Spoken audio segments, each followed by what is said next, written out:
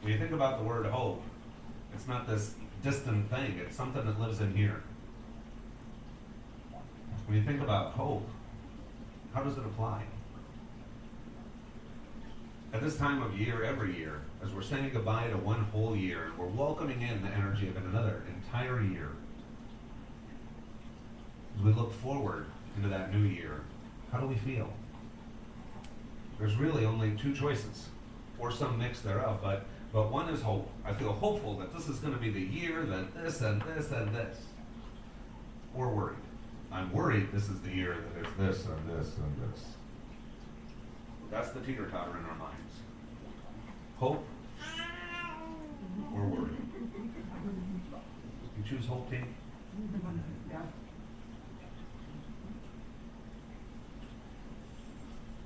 From the human perspective, when you look at what makes someone happy, if you were to dissect happiness, how much of that would be hope? I think a pretty big share. The people I've known in my life, and if you reflect back through all the people that you've known in your life, think of the ones that were the most hopeful. And I would venture a guess they were also the ones that were most happy. It's not just about what we think. Hope isn't just a here thing, that I think this year will be better, I think. It's hope. It lives here in the chest. It's, I really hope this year is going to be better. I really feel like it will. And in the room, who doesn't want to be happy? Right? Who doesn't want more happiness? Who wants more happiness in 2013? My hope is that we all do. That every one of God's kids on the entire planet says, I want more hope this year. Regardless of what we think. Regardless of what the TV or the news or the internet or whatever tells us about this is how things are, ... in any way. It's not about what we think. Hey, buddies. It's about what we feel, what we really, really connect with. And so on a simple human level, if we want to be happier and we know that hope is a big chunk of happiness, oftentimes the way that we perceive something, the way that we anticipate perceiving something is even better than the actual event. When we looked at Christmas and Christmas gifts under a tree and getting to spend time with family and good meals and fellowship and hanging out with people that we love, we milked that feeling of hope for about a month and a half. Building up the anticipation, building it up and building it up. Because it's Christmas, you get excited, you're thinking about people, you're buying gifts, you're doing nice things, you're saying happy prayers, you're opening doors for strangers, you're giving smiles all over the place because you're hopeful about this thing. A month and a half worth of hope for one day. And the one day rocked. But the month and a half of hope that led up to it was even as great a gift as anything under a tree, as anything that was an experience shared between people.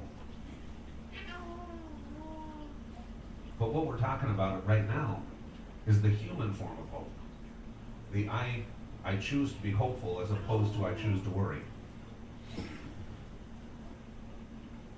Taking it to that next level, that next stage, with what is hope, takes us to a relationship and understanding of God. Because if I believe that God, the Creator, is my buddy, has my back, then what is there not to be hopeful for? What is there to worry about? If I feel like I'm on this spinning ball of mud, dressed in a hamburger suit for a few decades, and it's all on me, I've got to make it go, I've got to provide for my family, I've got to do this, I've got to do that, I hope I can. It's all on me. And that's oftentimes where worry can come in, because then I wonder, I second guess, I doubt, can I? Is it really going to? I don't know. But you add in a relationship with God, and all of a sudden you go, here is, goofy analogy, but the genie of the lamp of Aladdin, right? Like, rub it, and big dude power, grant you 3 wishes. Imagine if you had Aladdin's lamp. How much would you worry? And we're going into 2013, I got Aladdin's lamp, I got the genie ad, rub it, Robin Williams pops out a big blue suit. And I say, I want this or that, or to experience this, or to be that. Well, God is like the genie times infinite. And there's not even a tangible lamp that can be stolen. We are the lamp. We rub it and our light shines. We can feel God's presence in our life. And if you get real quiet, if you think about anything, be it the upcoming year, be it finances or health or relationship or any of the things in life that we want to experience in a different way, when it's all on me, when it's all on you, can you do it? I don't know. Hope so. But when you are the lamp and the genie inside is God, there is nothing that you can't do, change, experience, get on the other side of. Experience in a new, different, more profound way. Now to take it a step further, and we look around and we see, when we close our eyes, we don't look with these eyes, but we look with our intuitive eyes, we look with our intuition. And we can feel at different times the spirits of our loved ones who have already crossed show up. Say, I got you. I was thinking about you. Come on, let's get through this. Let's go do this. Let's go play there. Or your guides and angels, whose only job is to hook you up. Saying, I got you back. I got you back. 24/7, what's up? Some folks really tune into their spirit animals, their totem animals. I know when I'm having a bad day, my little bulldog comes running up, hey Dad, how you doing? I got you. It's the same thing in spirit form. We have these spirit animals that are with us and they guide us and they protect us. When you look around this room, there's not one person who wishes harm or bad or ill on anybody else. We all want what's better for ourselves and for each other. And not just for the people in this room, we all want what's best for Brevard County, for Florida, for the United States, for planet Earth, for every one of God's kids. Guess what? We're not alone. There's a whole bunch of God's kids that want what's best for all of us.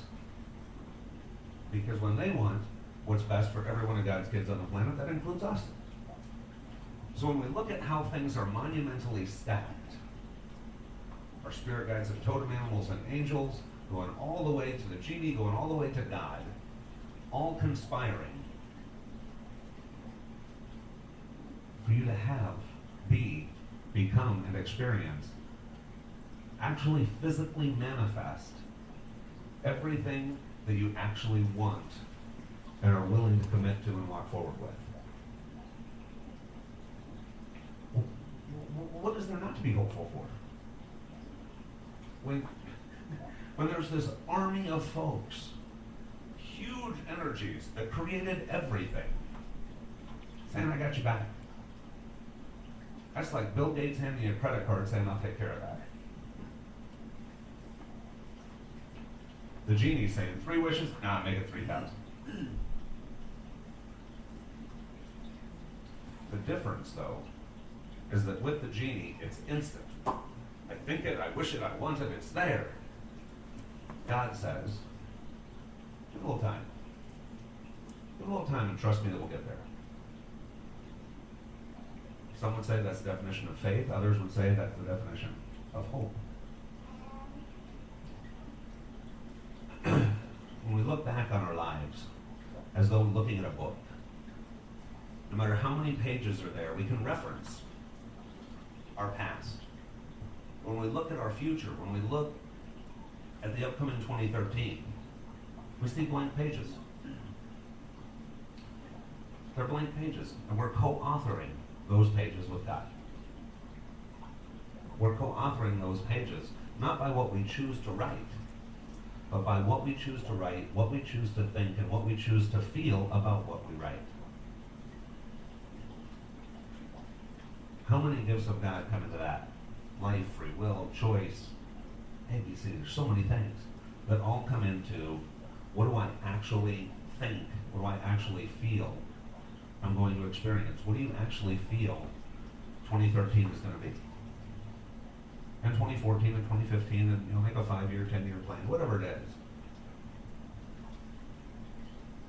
There's two things that are opposed to hope. One is worry.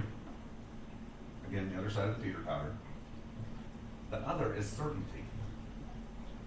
If I know for certain this is what tomorrow will be, I know for certain this is what 2013 will be, what's there to hope for?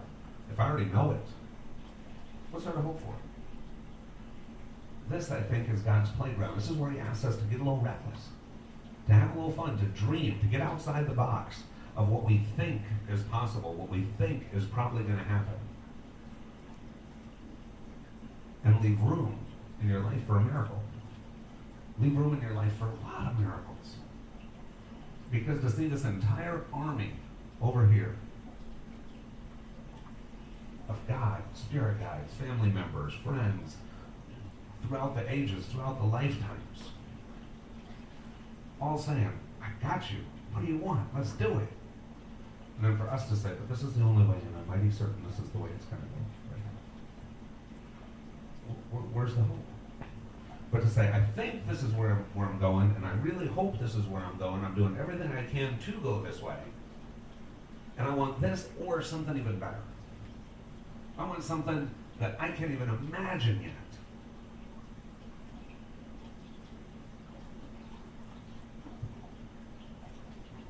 When you get even more than what you hoped for, that's an amazing feeling. That's an amazing feeling. The other day I talked to my sister on the phone. I normally talk to my sister for about 10 minutes at a shot because that's what she allows. She's a busy girl. We talked for 2 hours.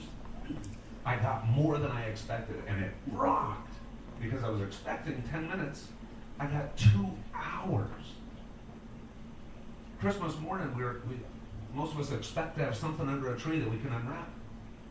My wife gave me a garage. That's more than I could hope. That's more than I could expect. That's more than, wow! Surprise me, make it even better. My daughter, I'm going to be starting, will be here for a while. More than I could have hoped. When you look at 2013 for yourself, what's more than you could have hoped? What pushes the edge of your comfort zone of hope? And understand that you're not, by any stretch of the imagination, in it alone. Think of the goal that you have. Think of just one goal that you have for 2013. A tough one. Not just a little hope, but like a bigger hope. I really hope that this would be in my 2013. Now imagine,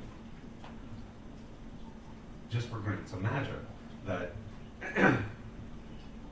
we drew numbers, you were the lucky one, and you came up front and you got to say, this is what my 2013 intention is. This is what my hope is to experience within the next 12 months is this thing, and it seems just right at the edge of my reach.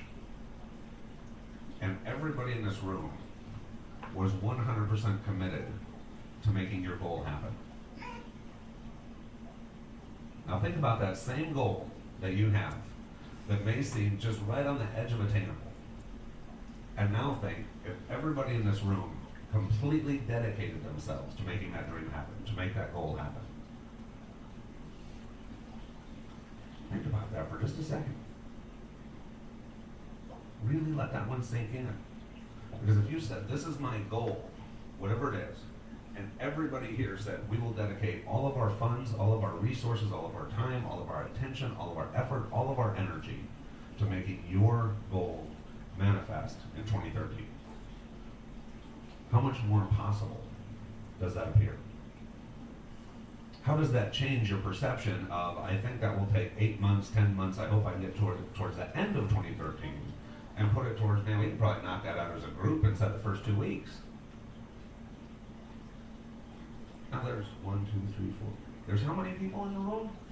Compared to how many spirit guides, how many angels, how many totem animals, how much God? Now, we're some powerful folks in this room, but I don't think we stack up against God.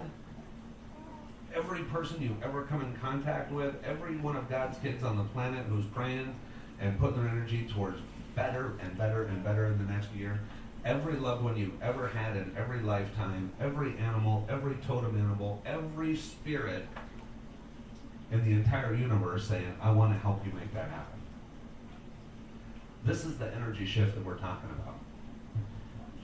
It's not just embracing hope for hope's sake, but to really tangibly connect to all that is spiritual, that brings us with much less effort and much greater results the things that we intend, the things that we want, and how we feel about all of that.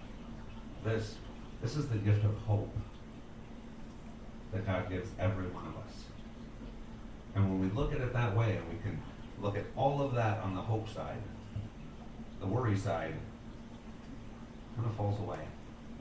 There's not as much propping it up.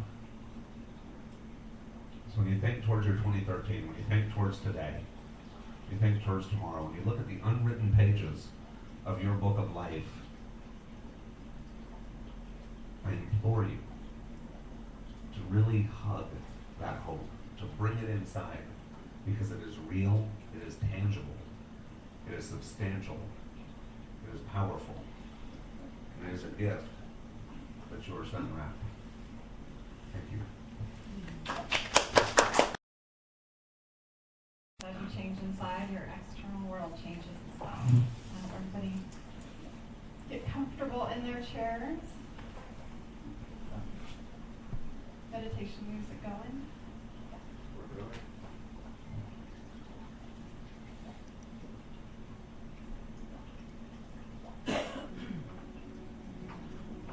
As you get comfortable, close your eyes so you can focus inward. Take a couple of deep breaths. Allow your body, your energy to center.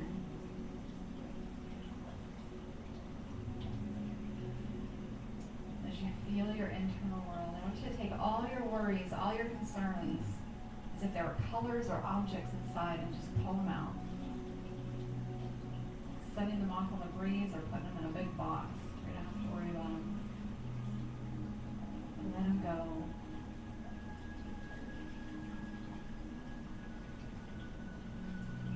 Until your soul feels free and clear.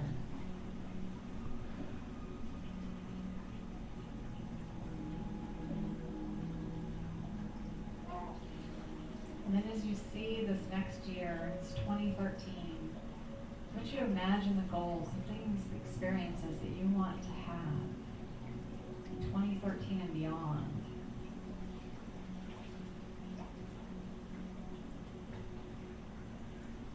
Notice how those intentions feel,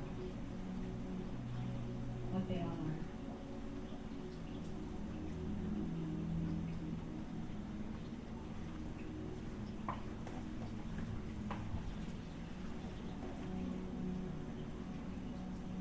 As you see his energy,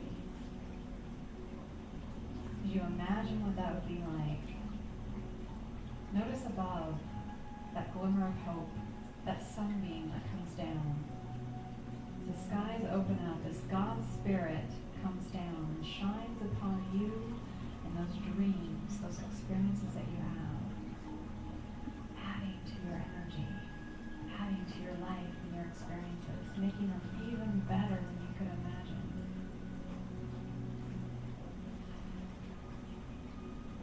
And even letting God's energy in to more, going beyond what your mind can think of.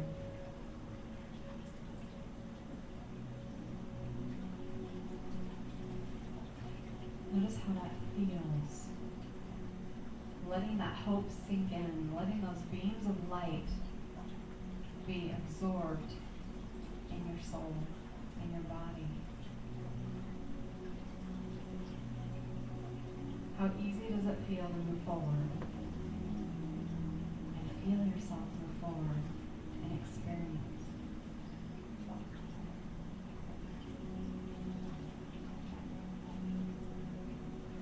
And just for kicks and giggles, I want you to imagine walking along this journey, and every once in a while we become blocked. We feel stuck. I want you to bring yourself to one of those moments, remembering what that's like.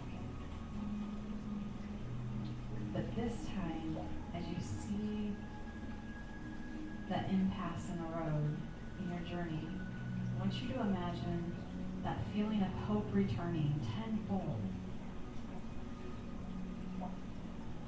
And sometimes it's just like a cloudy day. We can't see the sun. There's no glimmer of hope whatsoever. I want you to imagine breaking through the clouds and allowing it in. Bringing light back onto your path, your journey, giving you ideas, thoughts, or just that God's help in that moment, allowing you to move forward, removing that block, letting you pass, and moving forward again. Noticing how easy it is. As you let that light back in, you bring that hope, fill yourself up. Noticing that there's nothing on this path, nothing in life that you can't surpass with God's help. Knowing that you're not alone. Feeling that light inside of you, growing and building. Filling you so full, you have nowhere even to contain it anymore, that it just overflows. Allowing it to open your mind and your eyes so you can see those solutions in front of you as you look around.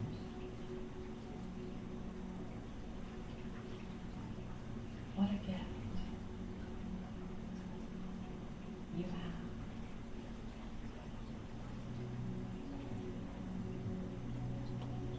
As if walking around, getting comfortable with this energy, this knowledge, this gift.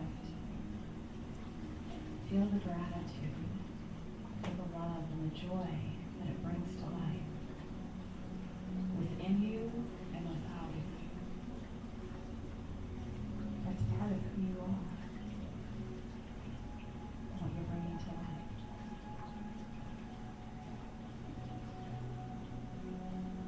And with that, imagine getting centered back in again, taking a couple of deep breaths as you come back in your physical body, feeling that light come in with each breath, that light of hope and faith, and the excitement of life again for 2013 and beyond.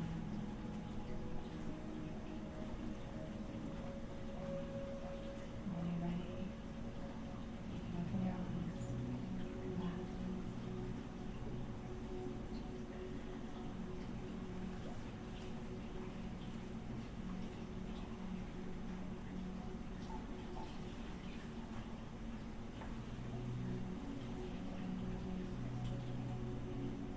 Hope is a beautiful thing. And I think sometimes in our darkest hours we can be reminded, but also in our most joyous, because we always sometimes forget